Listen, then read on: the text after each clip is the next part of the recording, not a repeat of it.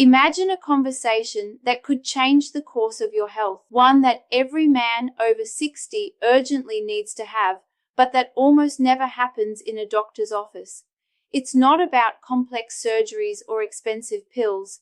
It's about 3 simple daily habits that could protect your prostate for years to come. These are habits supported by solid science, proven in research, and yet overlooked by most men in this stage of life. My name is Dr. Juliana Costa. I'm a urologist with over 18 years of clinical experience. In this video, I'm going to share with you some of the most important discoveries about prostate health that I've learned in my career and from cutting-edge research. If you are over 60 or you love someone who is, I strongly encourage you to stay with me until the end. What I'm about to reveal doesn't come from guesswork or internet rumors. It's based on medical evidence, on my experience treating thousands of men, and on some of the most respected studies in the field of urology. And I want to promise you something. At least one of these 3 habits will surprise you.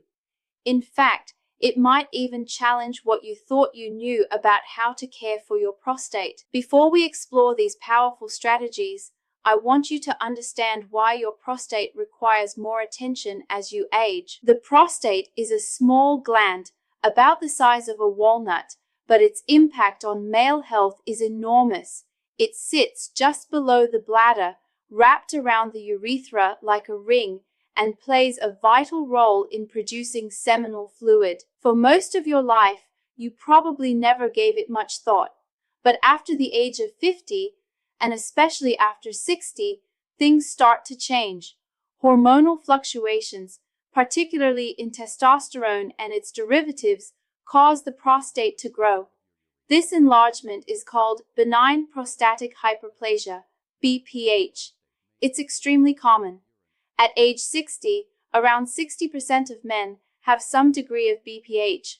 By age 70, that number climbs to 70%. For some men, the growth is mild and barely noticeable, but for many it becomes a daily frustration. You know the symptoms: struggling to start urination, a weak urine stream that takes forever, that annoying sensation that your bladder never fully empties, and perhaps the most exhausting of all, those nightly trips to the bathroom that interrupt your sleep and leave you drained the next day. Now here's the part that might shock you. Most men accept these symptoms as a normal part of aging. They shrug them off, thinking, well, I'm getting older. This is just how it is. But that is not true. These symptoms are not inevitable. In fact, there are simple, natural, scientifically supported strategies to slow down, and in some cases even reverse, much of this progression. And that's exactly what we're going to explore today. In this video, I'll share with you 3 daily habits that could dramatically improve your prostate health, reduce those frustrating symptoms, and help you enjoy a better quality of life. They cost nothing, they're easy to implement, and they have the power to change everything for you. Now let's dive into the first habit. The first habit I want to share may seem basic at first glance, but I promise you, its impact is enormous. Strategic hydration. You might be thinking, Dr. Juliana, everyone knows drinking water is important. And yes, you're right. But let me tell you something, very few men actually know how to hydrate in a way that truly protects the prostate. It's not just about drinking water, it's about how you drink it, when you drink it, and why timing matters so much more than you realize. Let's start with a simple but alarming fact. Chronic dehydration is extremely common in older adults. Many men in their 60s and beyond don't feel as thirsty as they used to, so they simply don't drink enough water. And when they do drink, it's often at the wrong times, chugging down large amounts in the evening or at night because they barely drank anything all day. Why is this a problem? Because dehydration makes your urine more concentrated. Instead of being light and clear, it becomes dark and dense, filled with irritants and toxins. This concentrated urine does 2 very harmful things. It irritates your bladder and it inflames your prostate. Yes, something as simple as how you drink water can actually worsen the inflammation inside your prostate gland. Several recent studies have connected poor hydration to increased lower urinary tract symptoms, things like urgency, frequency, and nighttime trips to the bathroom. One study in the Journal of Urology found that men who consistently drank less than 1.5 liters of water daily reported more severe urinary symptoms than those who drank 2 to 3 liters spaced throughout the day. And here's the kicker. When those dehydrated men improved their hydration habits, many saw their symptoms decrease significantly within weeks. But here's the secret that few people know, and that almost no one talks about. It's not only about how much water you drink, but also about when you drink it. If you want to protect your prostate and sleep better, you need to drink smarter. The best pattern is this. Drink the majority of your fluids during the morning and afternoon. Get at least 70% of your daily water intake before 6 p.m. Why? Because drinking too much water in the evening forces your bladder to work overtime at night, waking you up multiple times. And if you're like many men with an enlarged prostate, your bladder doesn't empty completely with each trip to the bathroom, so you're left with that frustrating, never-ending cycle. By front-loading your hydration earlier in the day and tapering off toward the evening, you can keep your body and prostate well hydrated without sacrificing your sleep. Research shows that men who adopt this pattern experience up to a 40% reduction in nighttime urinary symptoms. Think about that. Almost cutting your nightly bathroom trips in half with one simple change. So how do you actually do this? Start your day with a full glass of water as soon as you wake up. Drink consistently throughout the morning and after lunch. If you want herbal teas or other fluids, have them before dinner. After 6 or 7 p.m., sip only as needed. It's not about restricting yourself completely at night, but about being mindful. This single habit can be life-changing. Many of my patients tell me that once they began strategic hydration, they finally started sleeping through the night again. And better sleep doesn't just make you feel rested. It improves your immune system, balances your hormones, lowers your stress, and even reduces chronic inflammation throughout your body, including in your prostate. Now that we've covered hydration, let's move to the second habit. This one is just as simple, but equally powerful, and it involves movement. The second habit I want to share with you is equally simple, but incredibly powerful: walking after meals. Now, you might be wondering, how can such a small thing like a short walk really make a difference for my prostate? The answer lies in how our bodies respond to movement after eating, and how that response can protect your prostate for years to come. Let me start with a story.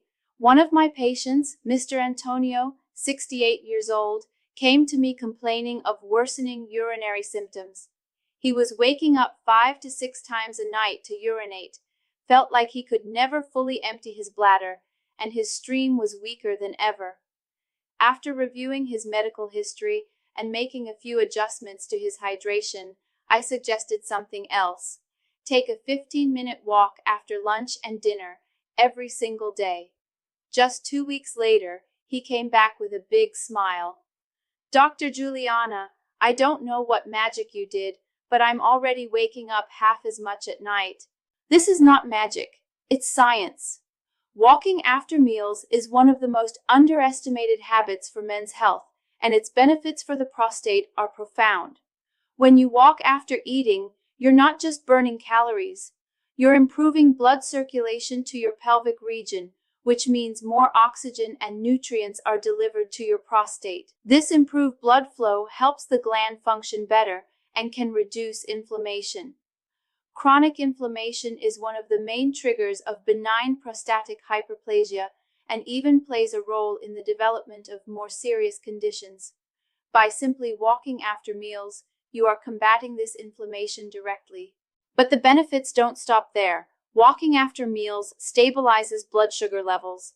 This is crucial because diabetes and poor glucose control are strongly linked to worsening prostate health. Elevated blood sugar fuels inflammation, damages blood vessels, and even impacts hormonal balance, all of which contribute to prostate enlargement and urinary symptoms. In fact, research published in the Diabetes and Metabolic Syndrome Journal found that men with poorly managed blood sugar were significantly more likely to develop severe urinary problems and faster prostate growth. Now, here's something even more interesting. Walking after eating has been shown to work like a natural anti-inflammatory for the entire body. A study in the Journal of Inflammation Research demonstrated that low-intensity post-meal walks significantly lowered inflammatory markers in older adults. This is critical because chronic inflammation doesn't just affect your prostate. It affects your heart, your joints, and even your brain. So when you take that short stroll, you're protecting your whole body. You might be thinking, "Doctor, I'm not very active. How far do I need to walk?" And here's the good news. You don't need to overdo it. Just 10 to 15 minutes at a comfortable pace after lunch and dinner is enough. You don't need to sweat or push yourself. You just need to move. Another important aspect, walking after dinner improves your digestion and reduces the risk of late-night reflux and bloating, which indirectly helps you sleep better. And as we've already discussed, better sleep equals lower stress and less inflammation, a double win for your prostate. This is one of those habits that gives you a huge return for very little effort. It costs nothing. You can do it anywhere. And research shows that older men who incorporate post-meal walking into their routine have a 35% lower risk of developing severe prostate complications. I often tell my patients, if you can walk to protect your heart, why not walk to protect your prostate? It's a simple habit, but one that can change everything. Now that we've covered hydration and movement, it's time to talk about the third habit.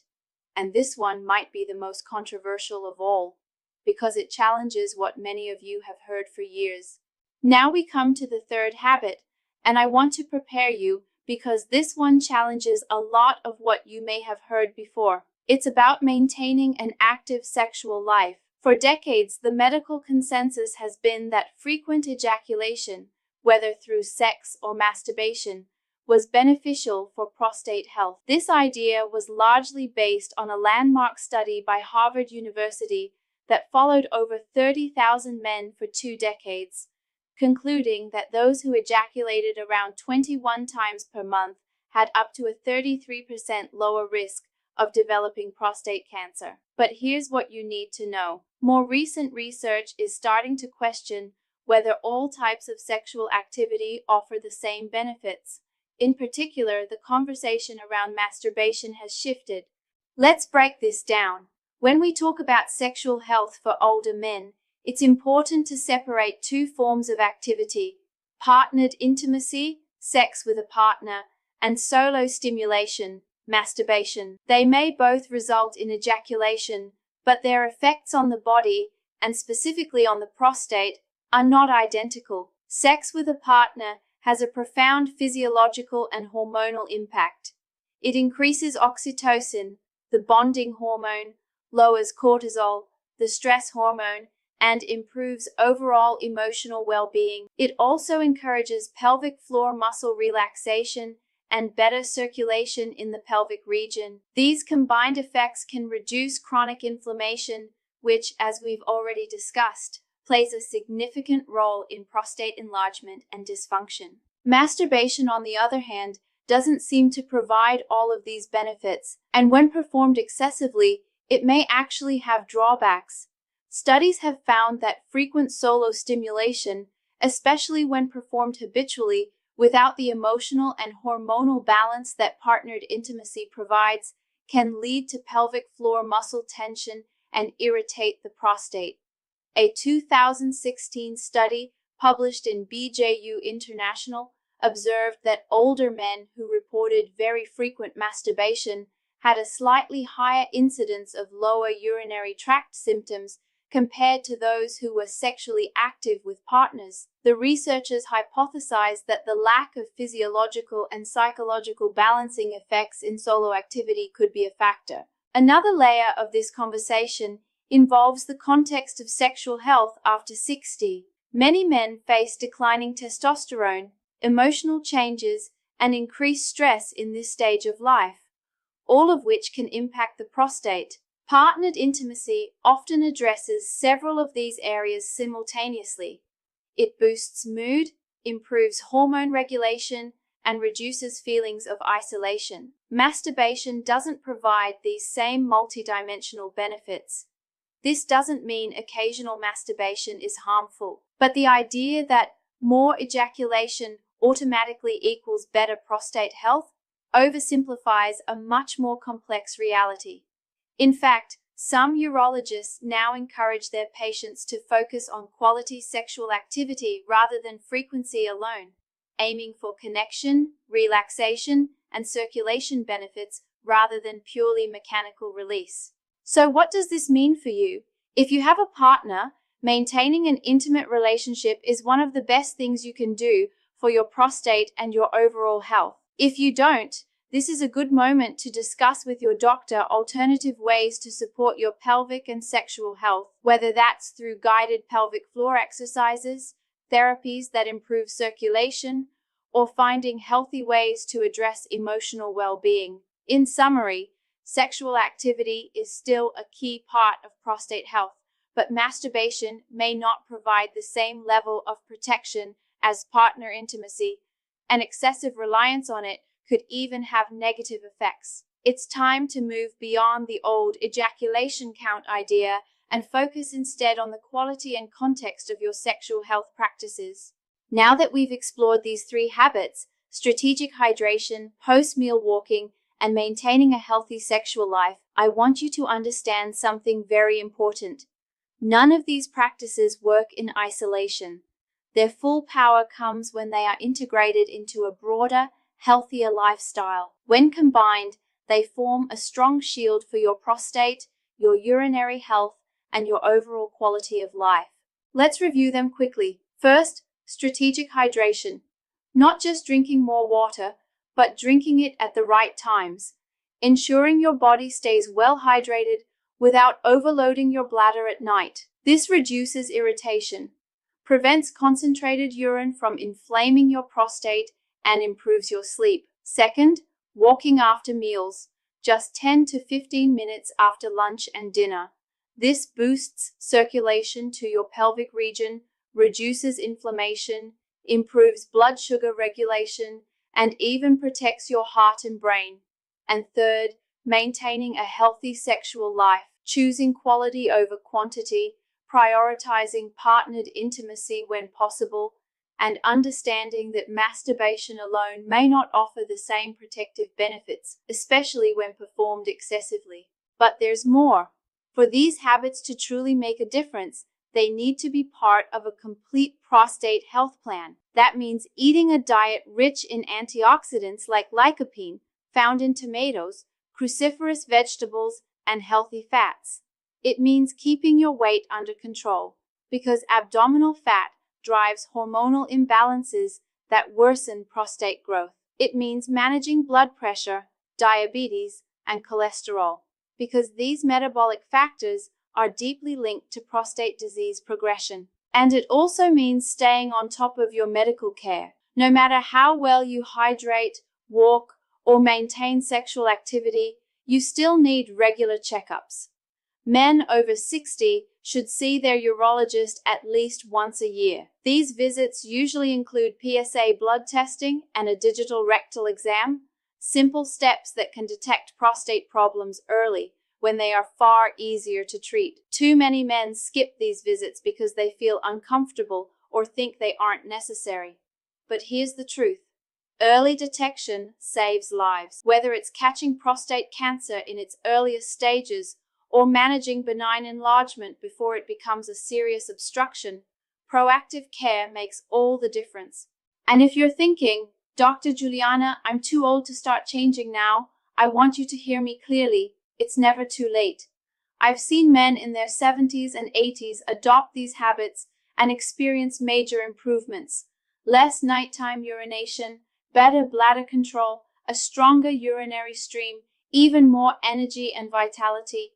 These are not just theories, They're the real-life results I see every day in my patients. So here's what I want you to do. Start with one habit. Maybe tomorrow morning, you set a goal to drink most of your water before 6 p.m. Or after dinner tonight, you take a short 15-minute walk instead of sitting on the couch. Or you schedule that long overdue appointment with your urologist. It doesn't have to be everything all at once. Change happens step by step. Your prostate health is more than just avoiding discomfort or trips to the bathroom. It's about your independence, your energy, your dignity. It's about being able to live fully without being held back by symptoms that can be managed or even prevented. If there's one message I want you to take away, it's this. You are not powerless. Whether you're 60, 70, or beyond, you can take control of your prostate health starting today. And now I'd like to leave you with a challenge. Write down these 3 habits: strategic hydration, post-meal walking, and healthy sexual activity, and post them somewhere you'll see every day.